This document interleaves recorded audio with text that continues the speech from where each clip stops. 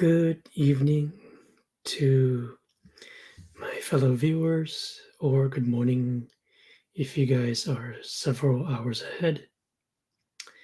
But with that being said, welcome to my first, I guess I would say, question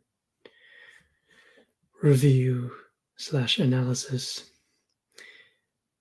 Happy Kwanzaa, Happy Hanukkah, and Merry Christmas for those of you guys who celebrate it.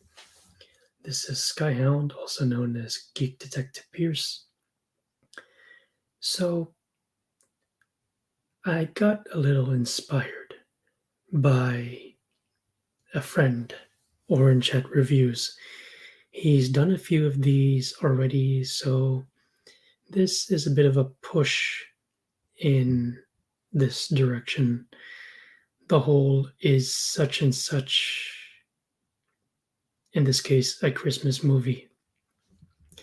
So I decided to do a little digging and do a little bit of retro analysis on an old 90s anime, Gundam Wing Endless Waltz. So the question is Gundam Wing Endless Waltz a Christmas movie? Well, I'll put it this way. One of the supporting characters in this case, who was a supporter of the late Tres Kushranada, as mentioned in the opening of this film, mentioned that, 1 year ago, people didn't have, the clear of mind to enjoy Christmas.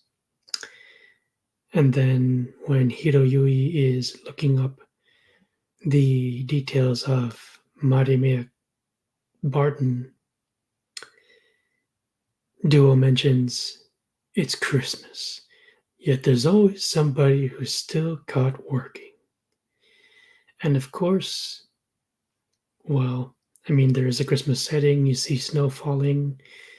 So the answer to that question obviously is yes, Gundam Wing Endless Waltz is a Christmas movie.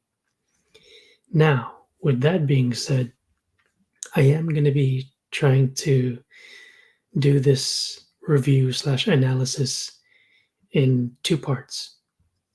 The first, I am going to be kind of speed analyzing and giving a rough summary of this film. And then the second part is on the philosophical end. So, this film takes place in the After Colony universe, as is the case with Gundam Wing. It does take place roughly a year after the ending of Gundam Wing itself, at least the events of it. Now, the film does show the custom versions of the 5 Gundams themselves.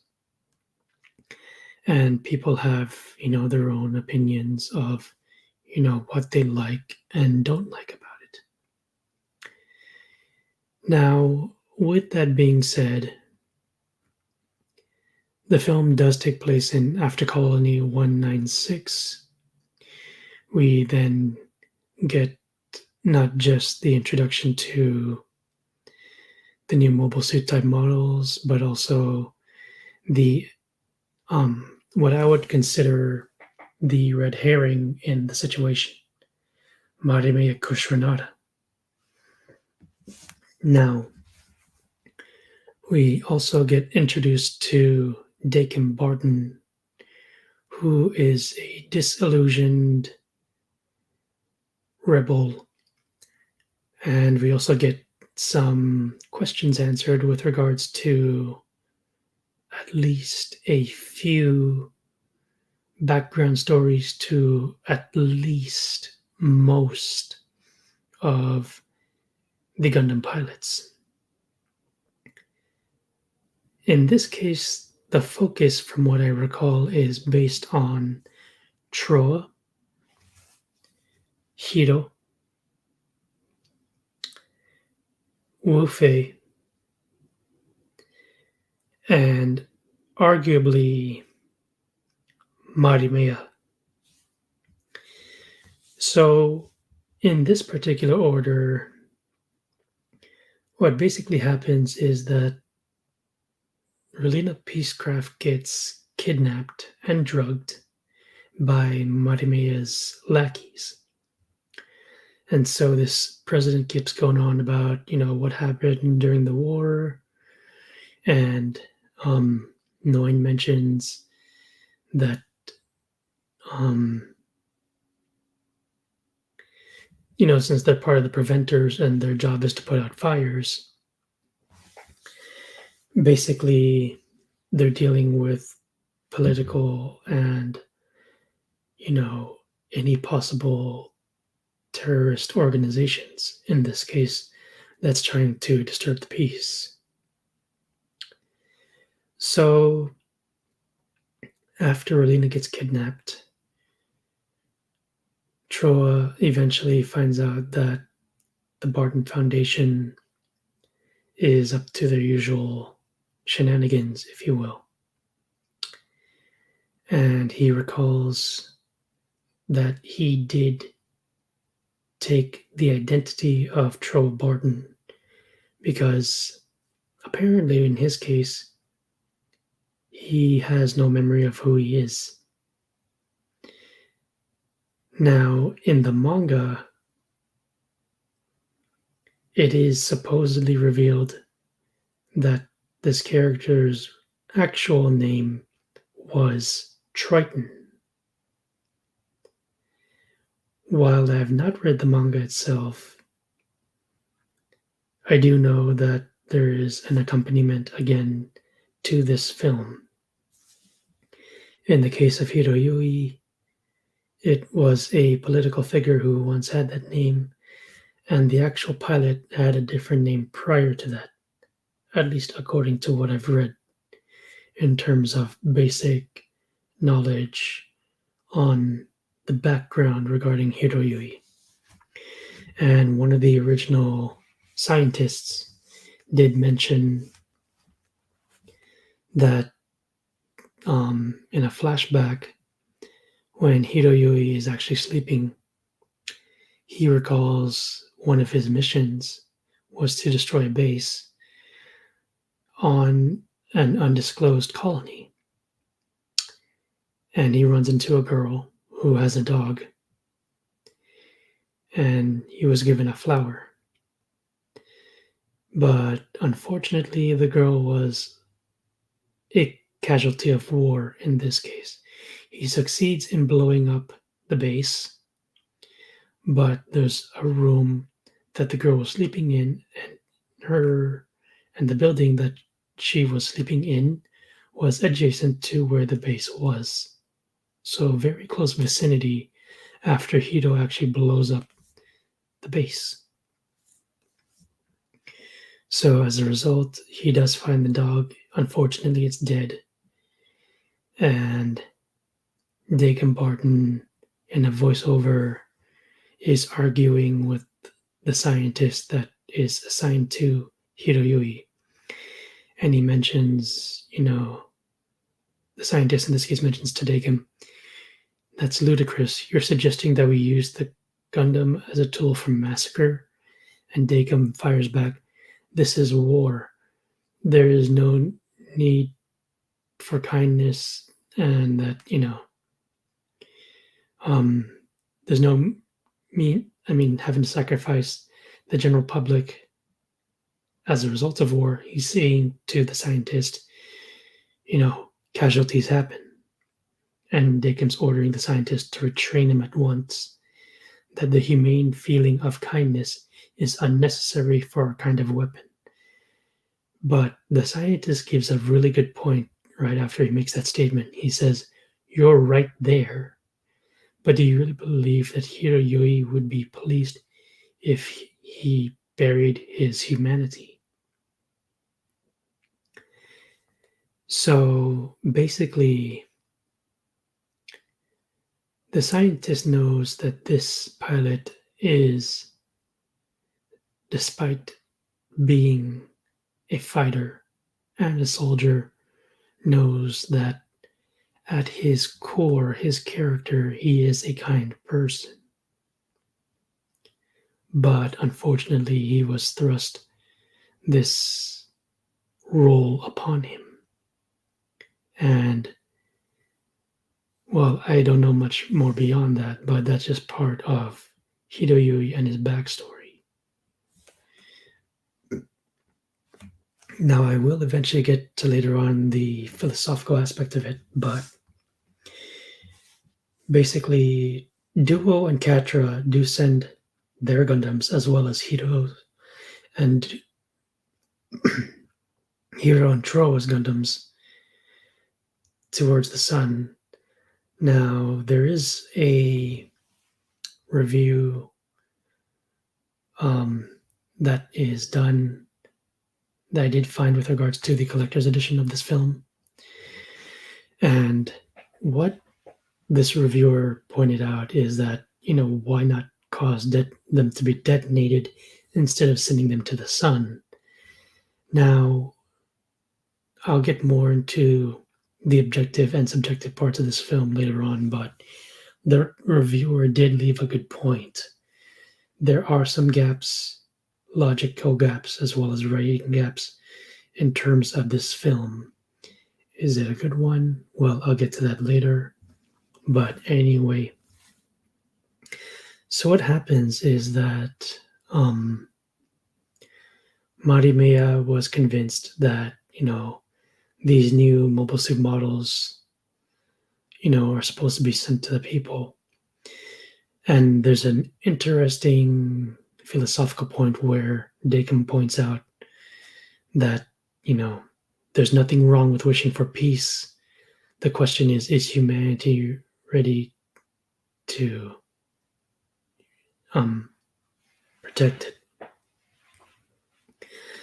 And Marimeya does kind of go into a spiel after giving a speech stating that the colony X18999 was trying to declare their independence and at the same time declare war.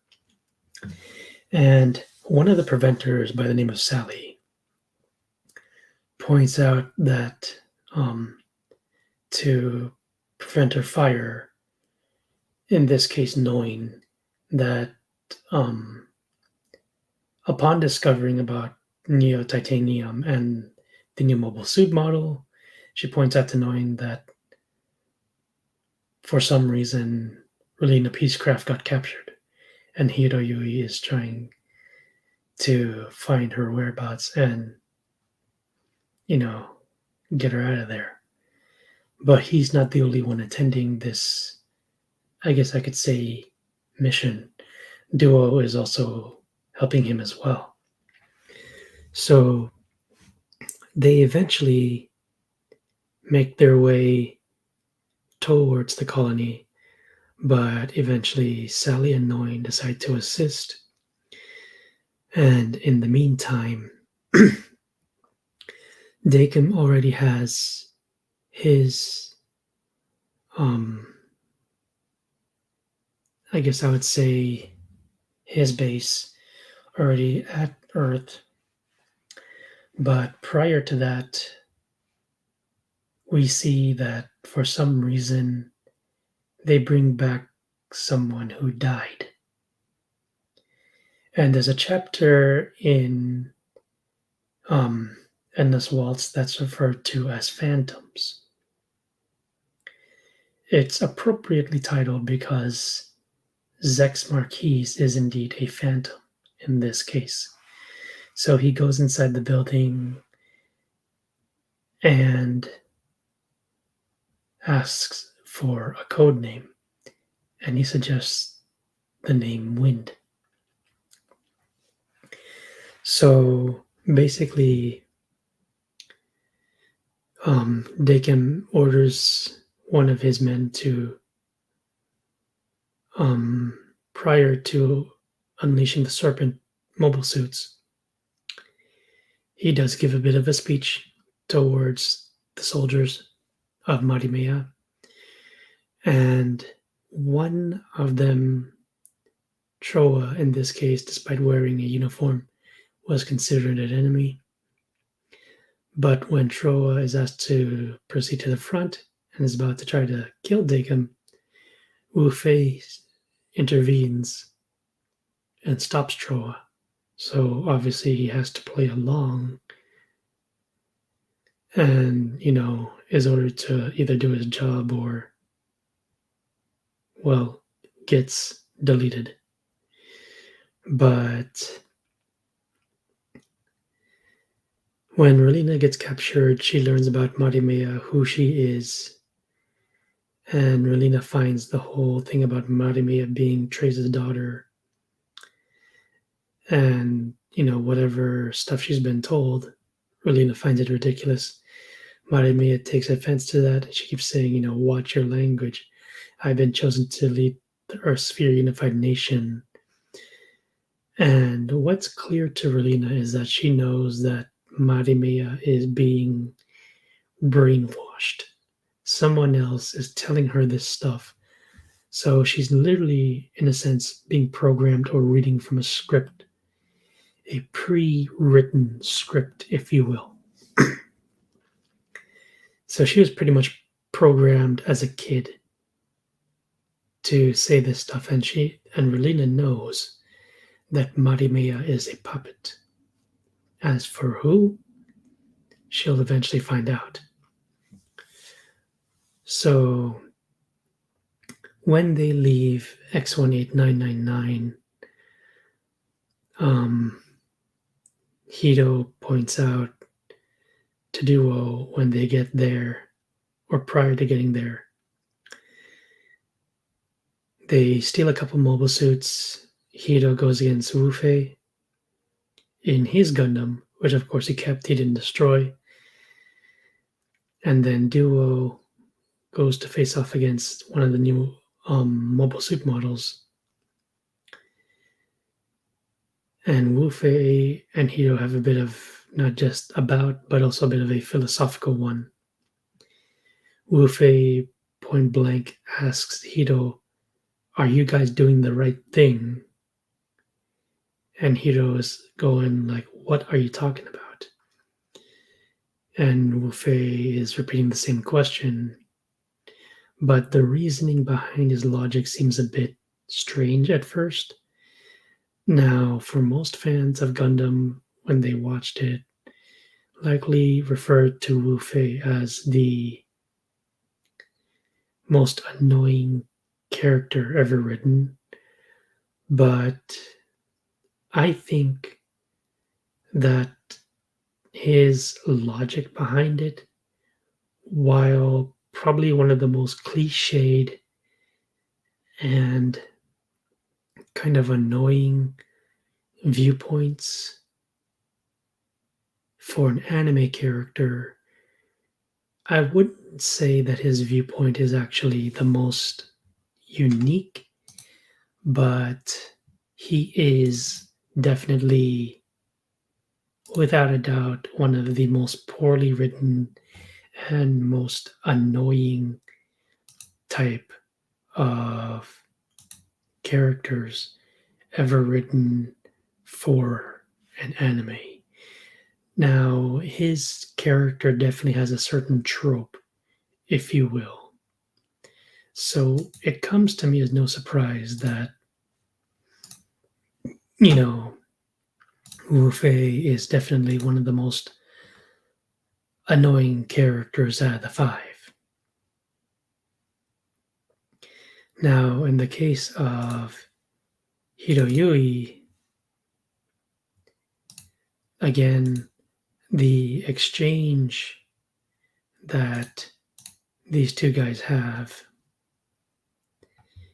it's no surprise that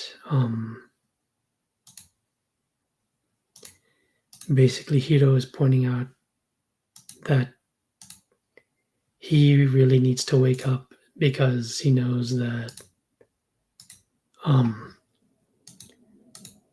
mentally Wu Fei is not well, if you will. So, moving on a little further, um, Duo is going against the new mobile suit model, but he notices that the fighting style is very familiar, and he knows Troa is piloting the mobile suit. And he assumes Troa is actually betraying them, and he thinks that Troa is about to actively destroy him, but turns out that wasn't the case. So, as a result, when Troa spares Duo, Hiro tries to convince Wu Fei to destroy the Gundam, but he chooses not to. As a result, despite Hiro's mobile suit being damaged heavily,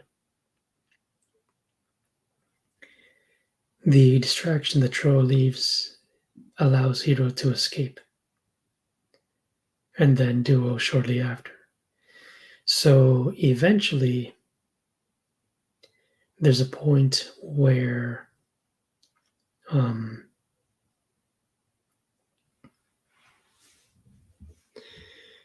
where Zex Marquise goes to confront Dakim in the Tall Geese, right when he's about to release the Serpent mobile suits. But after Zex gets a few shots in, he then goes to comms and basically tells Dakim that he heard about him from Cans, who was part of the rebel group, the White Wolf. And the thing was that Dakim literally calls Zex's bluff and says he dares Zex to shoot them down, and he tells Zex, "If you shoot us down, you will quickly learn that this isn't the only card we're playing." And Zex is definitely annoyed at first, before Dakin points out, "Didn't Cans not tell you? I was the one who created Operation Meteor." And Zex knows exactly what he's talking about. The colony X18999. And Dakin pretty much points out to Zex, "If you continue to insist in getting in our way, we will drop that colony onto Earth. And if he surrenders, he will consider him a soldier under Marimeya." And Relina points out to Marimeya that she thinks that dropping the colony onto Earth is pointless. But Marimeya points out, there's no need for them to do any of that so long as the people of the Earth will bow down before me.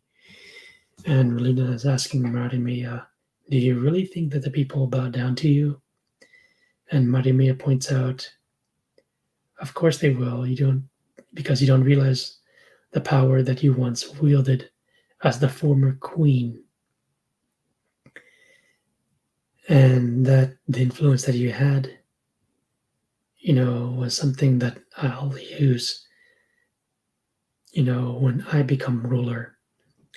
And Relina eventually pieces together what Marimeya is talking about, that this is the reason why you abducted me. So eventually, once they leave the colony,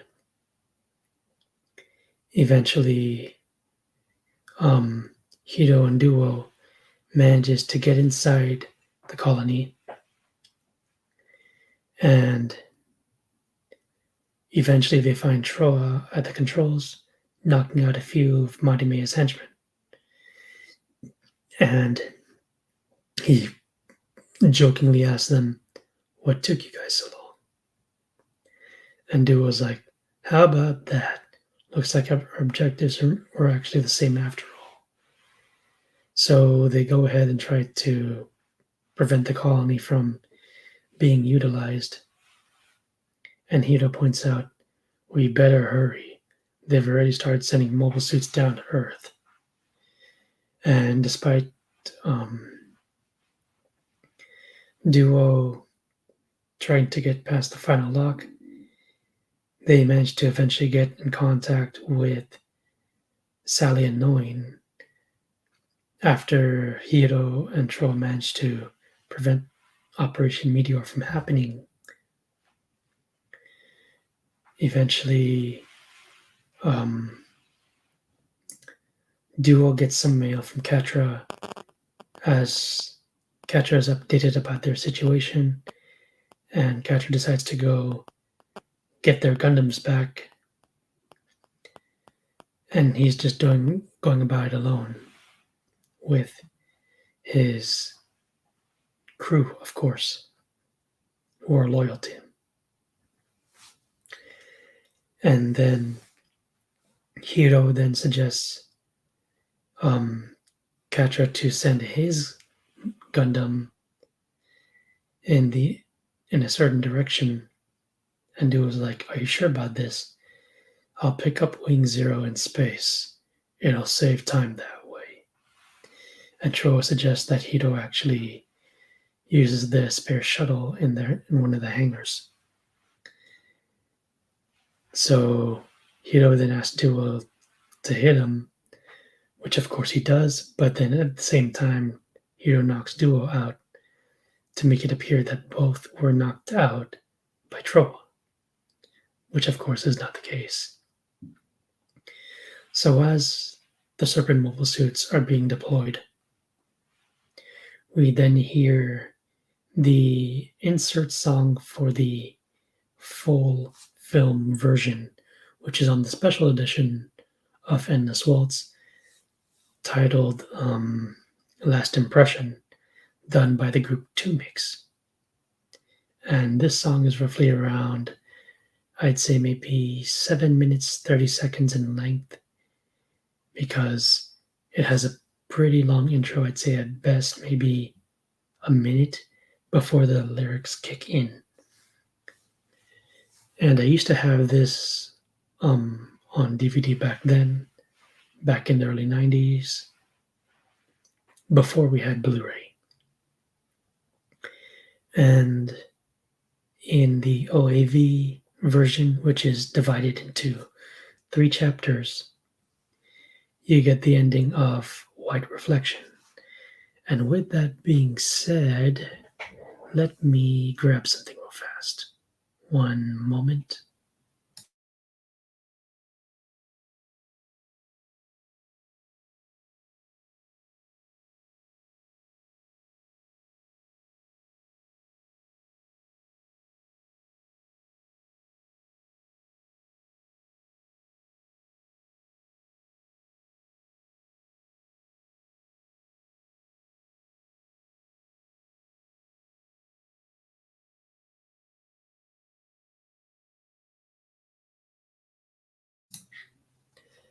Okay, sorry about that, but just wanted to make my point.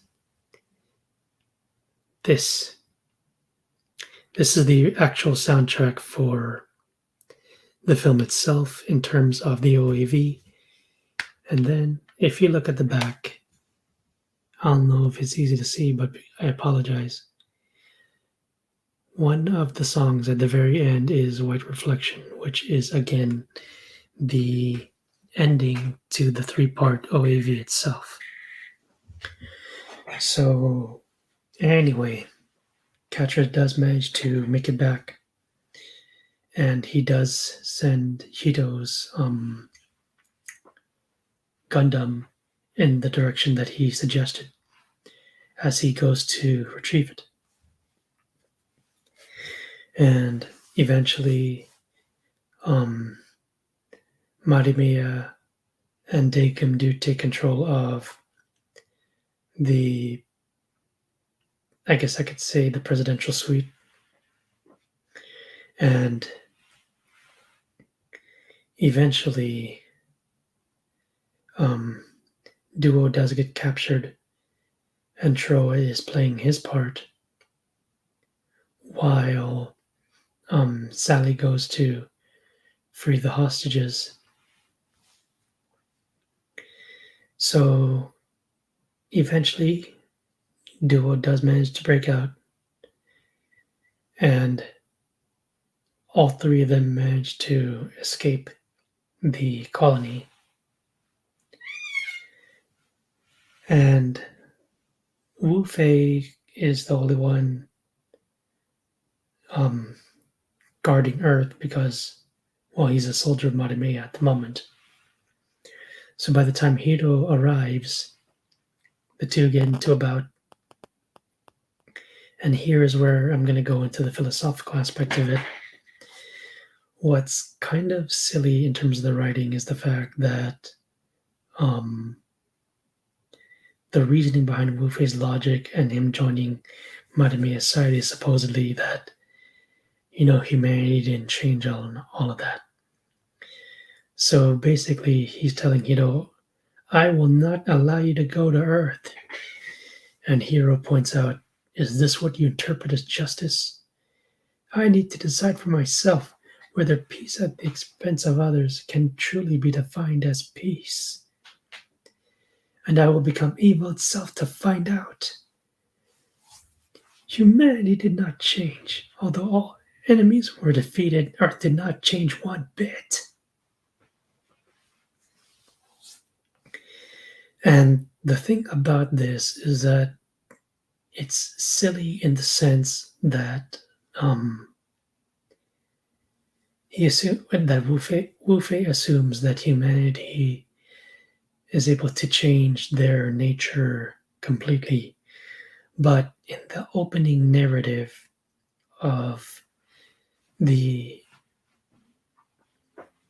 film itself, the narrator points out that as long as humanity exists, there will always be battles. And that, of course, is a very good point because war is a part of human nature. But, humanity has both the capacity for good and evil. Unfortunately, philosophically, I forgot her name, but the one who supported Tres Kushranada, understood his mindset and his philosophy. And I'll get to that point later. But getting back to the fight, Hiro points out that soldiers have fought to attain a sense of peace, believe in the world we live in today. And Wu Fei Count is arguing with him, stating that I'm fighting on behalf of all of those who are used as weapons. I'm fighting on behalf of all soldiers, including yourself. And Hiro knows that Wu Fei is just being stubborn at this point.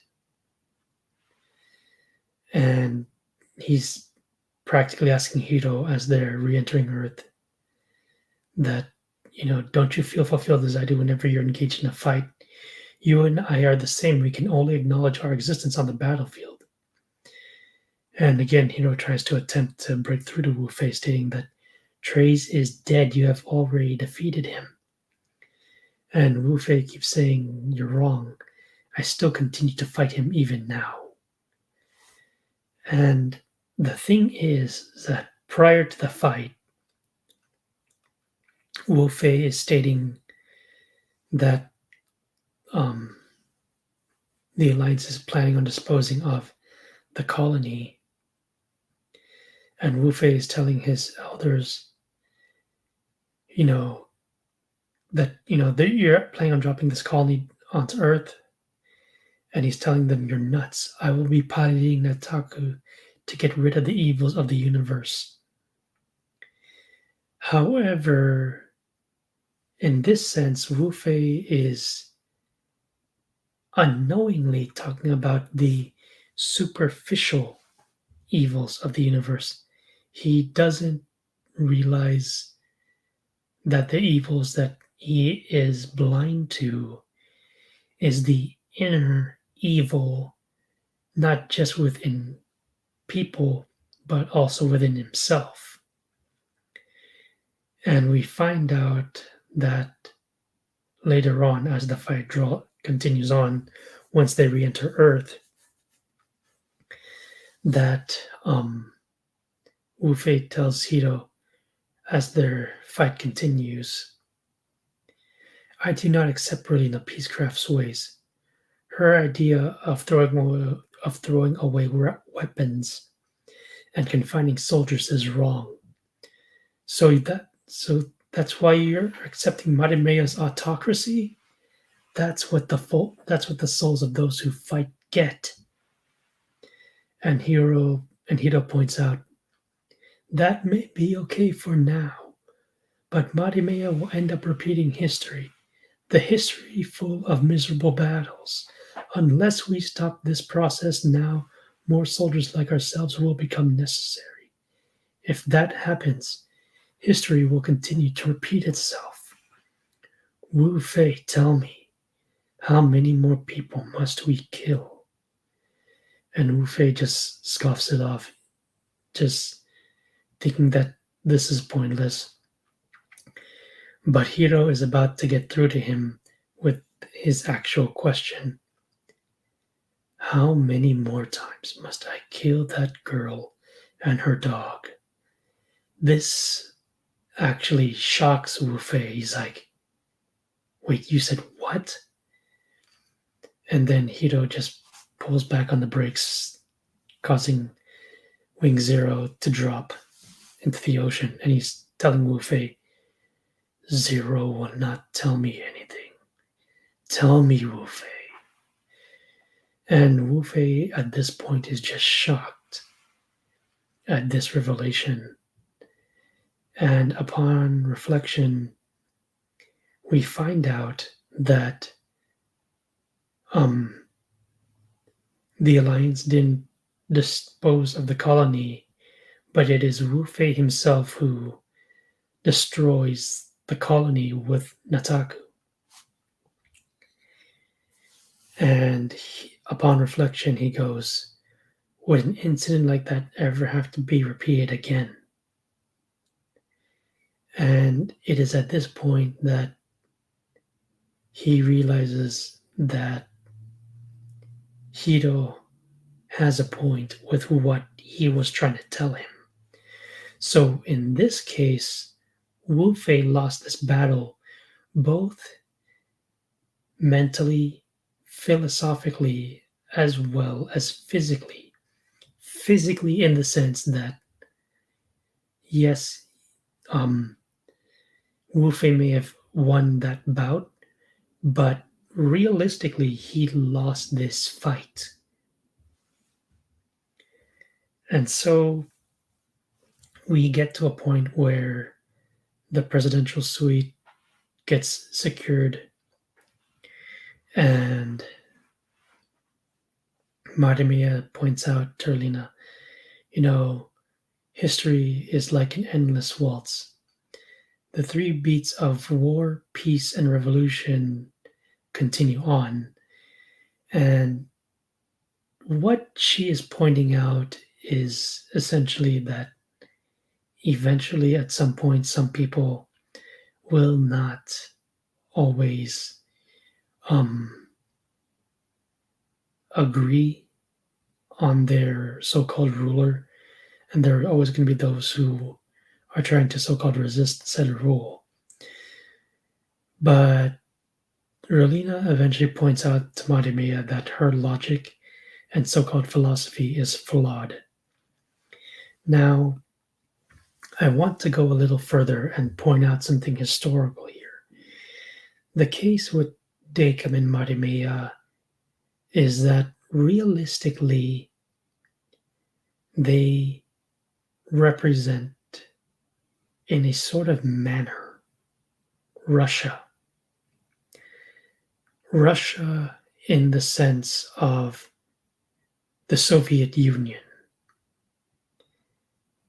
Superficially, it looks that way, but if you really look at not just the characters, but also the regalia and, you know, what symbols are being used. And it's not just Russia that they supposedly represent, but also if you look at communism, specifically Germany, that is in and of itself what that bird, if you see how, Marimea is supposedly representing, in this case, that's what it looks like. If you look at the symbol itself and then, Nazi Germany side by side, I kid you not, compare those two, you will definitely see the resemblance. Now, with that being said, Zex and Noin are confronting, you know, the waves upon waves of the Serpent mobile suits. And they're doing a pretty good job.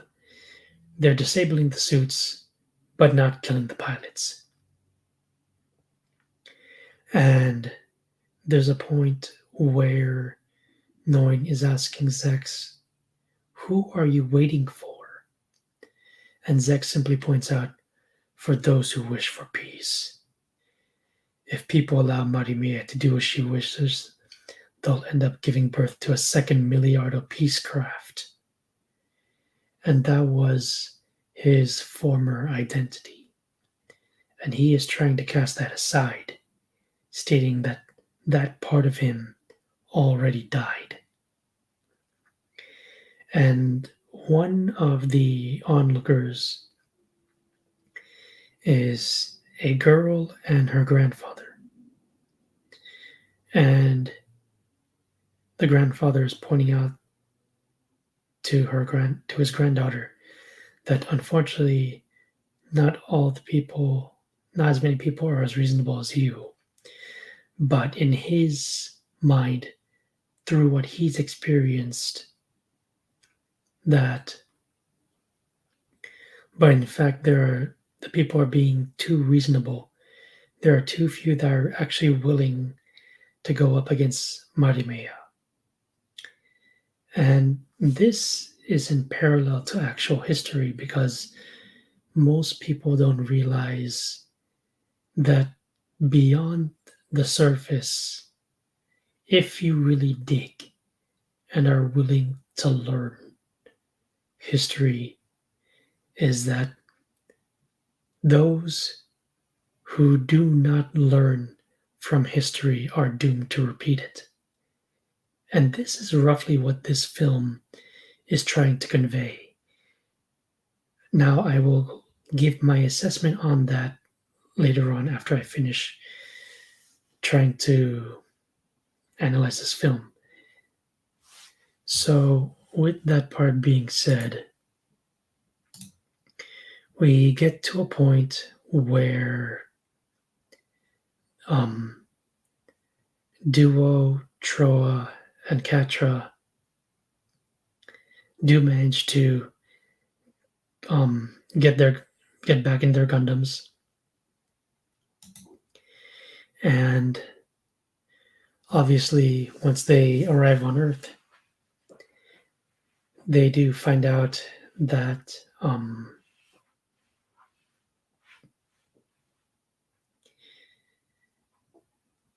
they've done quite a bit, and when they're about to supposedly be defeated, that's when Catra and the others intervene. And Catra points out to Noin, "You two are truly impressive. You two managed to take down this many mobile suits without killing a single soldier." And when Deacon sees the events unfolding, he is pretty much asking, how long are these kids going to continue to retaliate against me? And basically, Erlina is watching the whole thing unfold as well. And Marimi is saying that, what they're doing is pointless. But Erlina says, I've been running from the truth. And eventually, she manages to try and get her point in as the fight is going on. And the citizens are watching the fight unfold. And Relina points out, everyone, please do not be disturbed by the images you're watching. And that peace is not something that's given to you.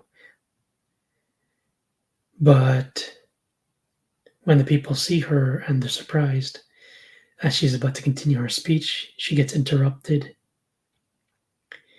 And the people are surprised by seeing Relina.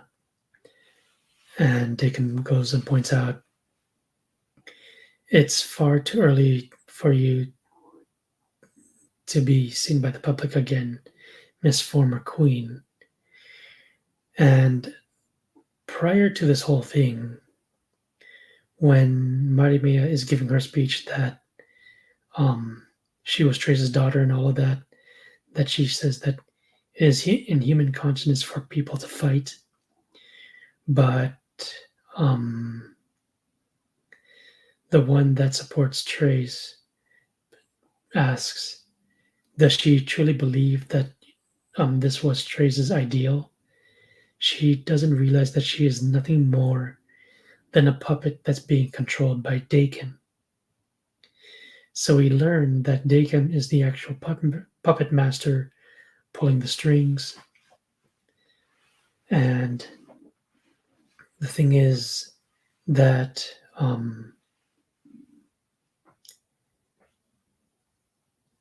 yes, Troa, Duo, and Katra do manage to turn the tide a little, but with the numerous amount of suits coming in, they're pretty much outnumbered, and they can only fight for so long. As the people are watching the fight, we see that I think her name was Dorothy in the anime. She's pretty much asking some of the onlookers, isn't Marimea the ruler you've been looking for? Come on, why don't you wag your tails and run to her? And one of the onlookers is saying, hey, are you trying to compare us to dogs? And Dorothy's like, oh, I'm sorry. Let me correct myself. You're not the dogs that wag their tail in front of their master. In fact, you're the tail that gets wagged. And one of them points out, is, annoyed and says to her, you better watch what you're saying, lady. You're looking at a man who shot down 3 mobile suits in that last war long time, not too long ago, so don't you be calling us names. And Dorothy is saying, pretty much destroys that man's statement. That's funny. I don't see any men around here. The ones that I know are either buried or have their faces up on the screen that they're looking at. And then they remember what Relina pointed out earlier, that peace is not something that's given to you, and that most of them have taken peace for granted. Basically, the soldiers that fought for said peace are the real heroes because they laid down their lives so that they can experience that peace and freedom that they literally took for granted. So, yes, the narrator was correct in stating that as long as humanity exists, there will always be battles. So, there's the physical battles, and then you got the mental battles as well as the spiritual battles. And one thing that is mentioned during the fight is that Zex is telling the pilots, the Gundam pilots, you should retreat now, you've already done enough. And Catra's going, he's like, get out. If we had, if we were fighting to kill, we would have been gone long ago. But if we didn't, then there's no point, then there wouldn't be any meaning for us coming back here. And no one is pointing out, but at this rate, you'll die in vain. And Duo points out to them, hey, we've been pretty good at these losing battles, though I know it'll be tough to continue fighting. Troa adds to the conversation, stating that we were once just like them, Duo. They have been brainwashed by Dakim into assuming that their only purpose is to fight battles. And Katra points out, and this is why we've been able to stay true to ourselves, because they know who they are, what they're fighting for. And these so-called soldiers have no idea why they're doing this, other than they've been told, so and so is an enemy, but they don't know what they're fighting for. They were just brainwashed and programmed into fighting, if you will, a losing battle, as the Gundam pilots have pointed out. With that being said, in a way, you can use this exchange, this philosophical exchange between them, and the comparison with how Dakim is viewing things, as a way to actually compare stuff to now. Because we are literally seeing this stuff play out in real time. This film is a parallel to what's going on now. Why else are these youngsters being brainwashed into these cults and terrorist organizations? Because they're trying to find something that has meaning and purpose. Basically, these people have no morals, they have no values, they're trying to find something to do, and yet you have these propagandists, these tyrants that are basically, I'll put it this way, they're demons in human form that are corrupting the youth and giving them something that is practically has no value or purpose at all. They are just pawns in this tyrant's game, if you will. Think about that. Really think about that. So this fight drags on, and Marimea thinks that, she's won, and Relina's stating that, the only reason why I no longer consider myself a peacecraft is that what is needed is the hearts and will of the people that is not going off based on ideology, but that fighting hatred with more hatred accomplishes nothing. Now, one thing that is true and not true is the whole fighting fire with fire. To a degree, that does help, but here's the drawback. Those that fight fire with fire eventually get themselves burned at some point, whether they like it or not. Another way of putting it is when it comes to vengeance, make yourself two graves. I'm just paraphrasing that familiar quote, but for those who have heard that quote before, know exactly what I'm talking about. But to simplify it for those that don't know, what that philosophical quote means is this. Basically, you're digging one for yourself and the person that you are supposedly deleting. Because revenge is simply a poison. You are not only hurting the person that you are targeting, but what goes around comes around. It's going to rebound to you at some point in time, whether you realize it or not. So eventually, we cut to a point where Hito is in the ocean, and then Zero suddenly wakes up, and he's asking Zero, "Can you stand?"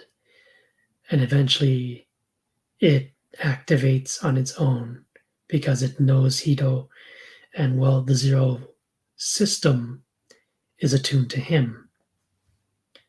And he simply says, "Right, this will be your last battle." So eventually, the remaining pilots, or at least Duo, Troa, and Katra, are surrounded by serpents.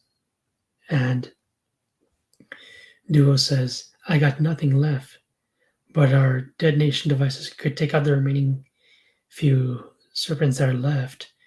And Troa says, "No, detonation should be done away from them because we're trying to limit casualties here." But eventually, Hito manages to find his way at the shielded shelter and manages to land a shot in, or before he lands a shot in, he manages to get in touch with them, with Dakim and Marimeya. And he simply asks Marimeya, "Let me confirm, your shelter is secured. Is your shelter secured?"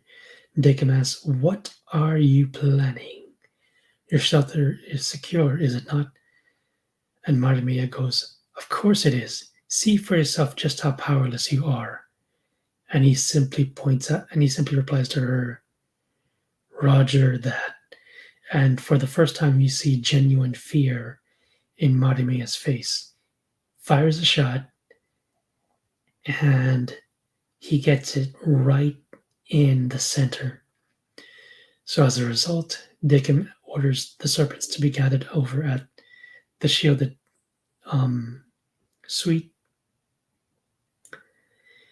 And Marimeya is shaken, and she's like, "What a horrible person. He's not going to be able to achieve anything." And Relina point blank asks Marimeya if she's afraid, because she can see it. And she knows that maybe there is a way of trying to get through to her somehow. And Hito fires again for the second time, and one of the henchmen points out that his accuracy is 1/100th of a unit. The shelter will collapse if it's hit again in the same place. Dakim tries to tell Hito that, Relina Peacecraft is in here, and Hito knows he's trying to do what he needs to do, and Relina understands that. So it is getting pretty battered from the serpents, in addition to the original fight that he had with Wu Fei. And he manages to get one final shot in, and it is supposedly destroyed at first. And the other pilots think that Hito's dead.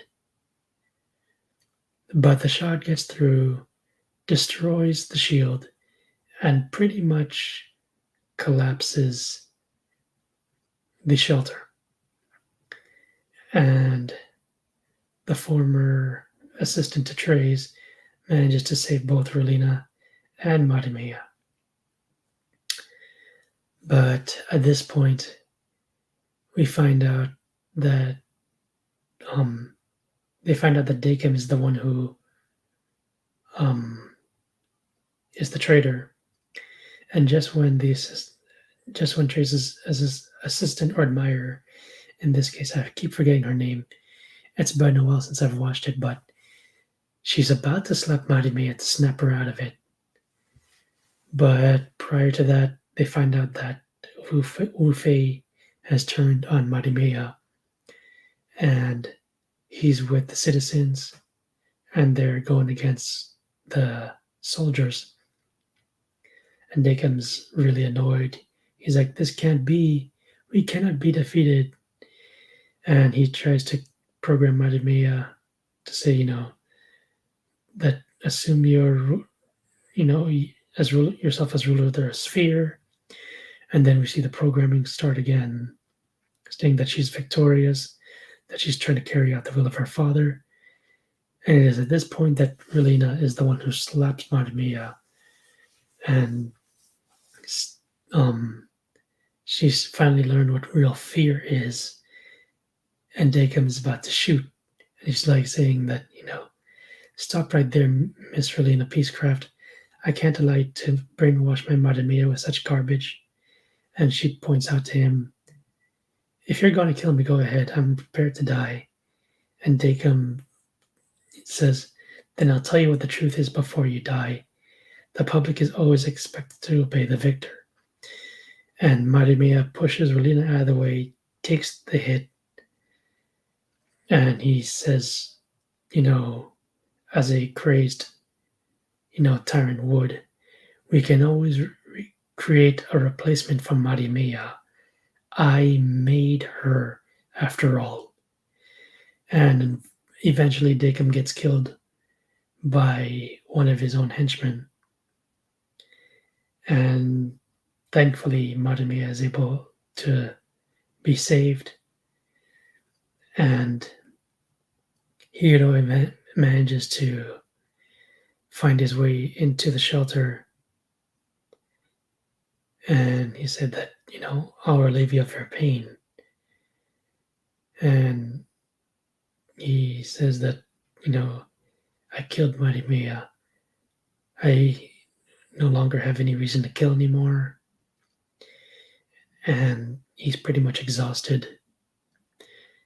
And there's a quote mentioned that, with regards to Treize, that he admired the people who were willing to stand up and fight for what they believe in. And it's for that reason that the Gundams have been accepted, because it is not I'm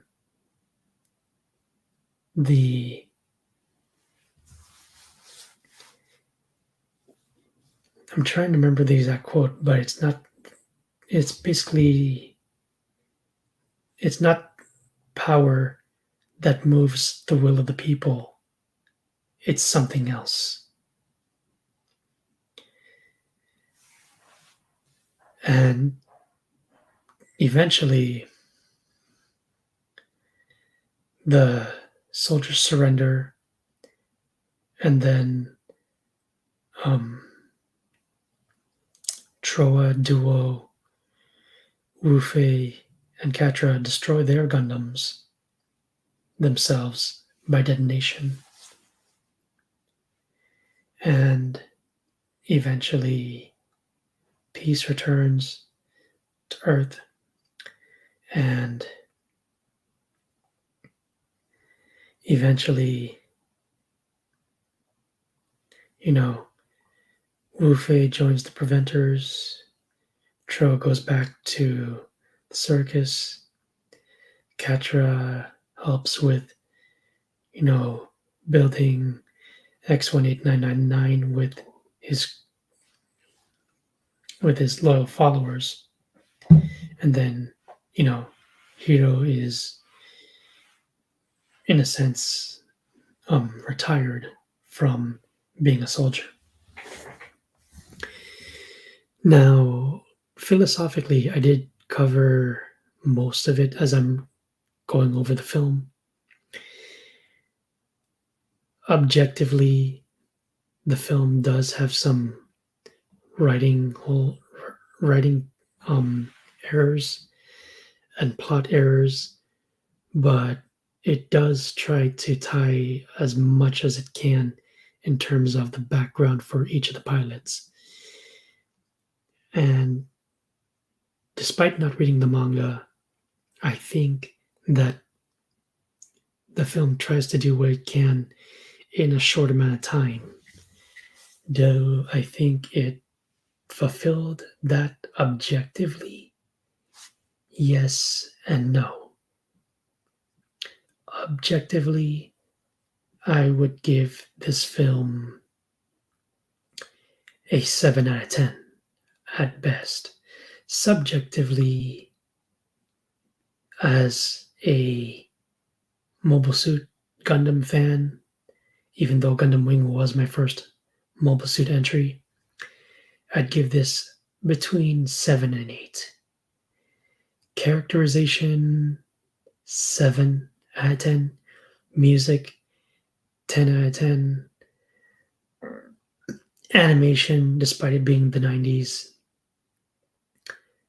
9 out of 10. There's just something timeless about that. And then overall, I'd say it's about the same. 7 out of 10 at best. Excuse me.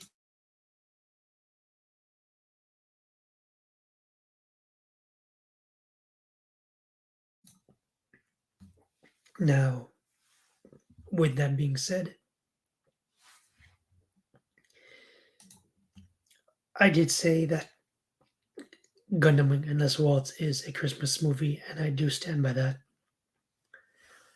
And overall, if you guys enjoy this, do hit the like and subscribe button. While my schedule is not as consistent compared to others, I am slowly working on that. And shortly, I will be going over another film, and this is going to be episode 3 of my Retro Rev series. This one, you could probably say this is 2.5, if you will. I did mention that I am going to be covering Home Alone, and that's going to be roughly in a few minutes. And then stay tuned. I am also going to be going over episode 4 of Retro Rev, and I will be revisiting Angel Grove once again. In this case, Mighty Morphin Power Rangers, the movie, 1995, as part of, Mighty Morphin turning 30. With that being said, hope you guys had a great Christmas, Kwanzaa, or Hanukkah. This is Skyhound, also known as Geek Detective Pierce, signing off for now. Stay safe, stay sane, And I hope you guys have a great and prosperous new year. Peace.